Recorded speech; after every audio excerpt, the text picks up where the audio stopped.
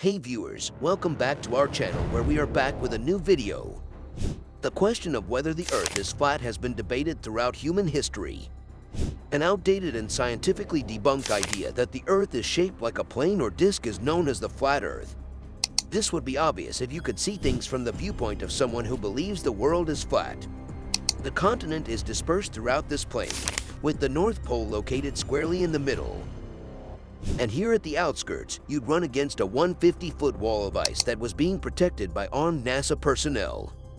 And how far outward that ice extends. People who have attempted to get there have been turned away at gunpoint and imprisoned. The flat Earth is covered by the dome-shaped skies.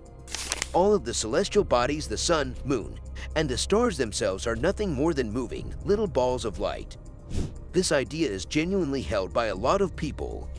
According to a recent survey, just 84% of Americans agree with the assertion. I have always believed the world is round. And if you're between the ages of 18 and 24, the percentage rises to 66%, which is perilously near to 50%. Belief in flat Earth. Many ancient cultures believed in a flat Earth cosmology, but Pythagoras introduced the notion of a spherical world into ancient Greek philosophy. It is a historical myth that early Egyptians and Mesopotamians believed the Earth to be a disk floating in the sea. Medieval Europeans also believed the planet to be flat. The Israelites also believed that the Earth was flat and sat on top water with an arching firmament above it that extended the Earth from the skies. This idea persisted till the 5th century. In order to account for the fact that the sun doesn't rise and set at the same time for everyone, Anaxagoras and his fellow Archelaus imagined the world to be flat and sunken in the center like a saucer. However, thousands of years ago, the Greeks believed that the Earth was spherical and estimated its measurements using a variety of measurements, including triangulation. According to a number of accounts, Thales, Leucippus, and Democritus were pre-Socratic philosophers who held this belief. According to Thales, the Earth floats on the ocean like a log. However, it has been asserted that Thales truly thought the Earth was round. The Earth, according to Anaximander about 550, was a small cylinder with a flat, round top that was stable because it was at an equal distance from everything else. Anaximenes of Miletus said that the Earth is flat and travels on air, much like the sun, moon, and other celestial bodies, which are all fiery, do. The air because of their flatness. The Earth, according to Hecataeus of Miletus, is flat and encircled by sea. Herodotus mocked the idea that water surrounded the Earth in his histories, but most classicists concur that he still thought the Earth was flat because of his depiction of the physical ends, or edges of the planet. North Europe.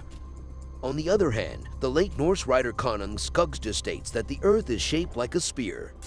If you light a candle and place it in a room, you should be able to see everything within unless something blocks the light, even if the space is rather vast. But if you hang an apple too close to the flame, so close that it becomes heated, the apple will discolor at least half the space. But if you hang the apple next to the wall, it won't get warm, the candle will light up the entire home, and the shadow cast by the apple on the wall will be hardly half as big as the actual fruit. You might conclude that the Earth's orbit is shaped like a ball and is not always equally close to the sun. The most heat will, however, be generated where the curving surface is closest to the sun's path. Some of the regions that are continually exposed to the sun's uninterrupted beams cannot support human habitation.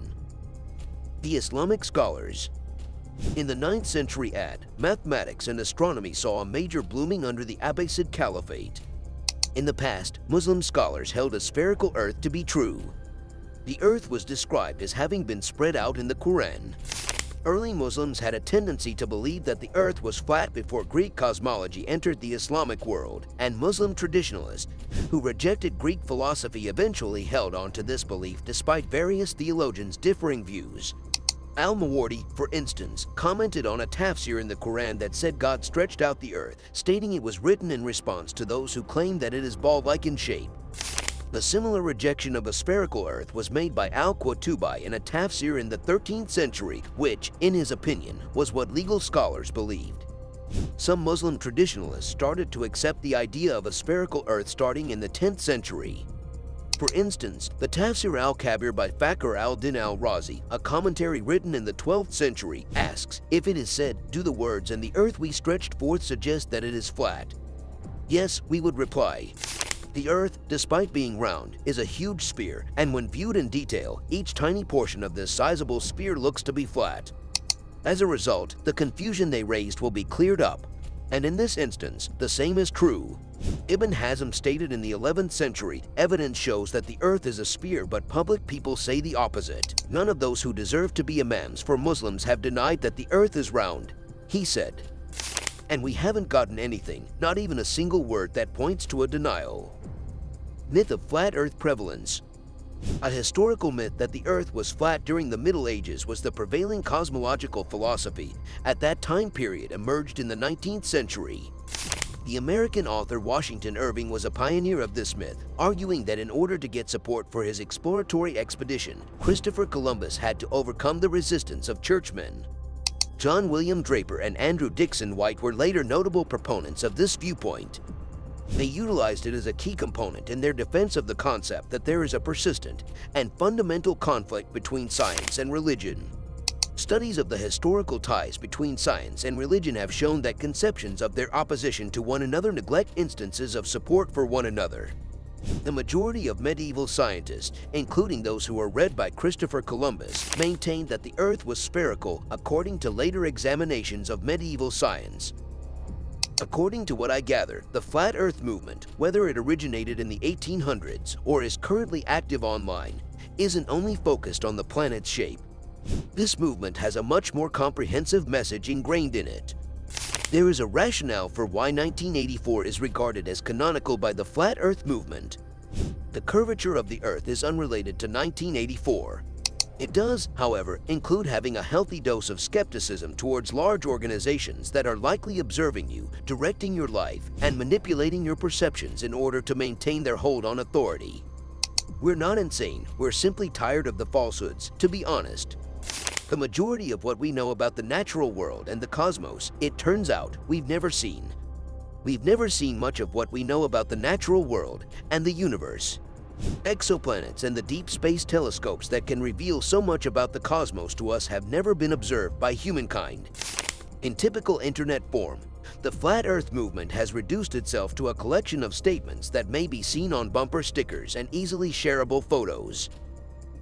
These approaches utterly disregard how the natural world is seen to function according to, say, thousands of years of scientific agreement, just like Parallax's experiments. However, you can see what the Flat Earth Society is after here if you visit their FAQ website. Quote, relying on your own senses to discern the true nature of the world around us is how they define proof. The strongest proof is that, and that's what these folks are doing in that manner. I mean, in the field of physics today. This was all from my side. Thank you for watching this video. Hope you liked this video. Stay tuned to our channel for more videos like this.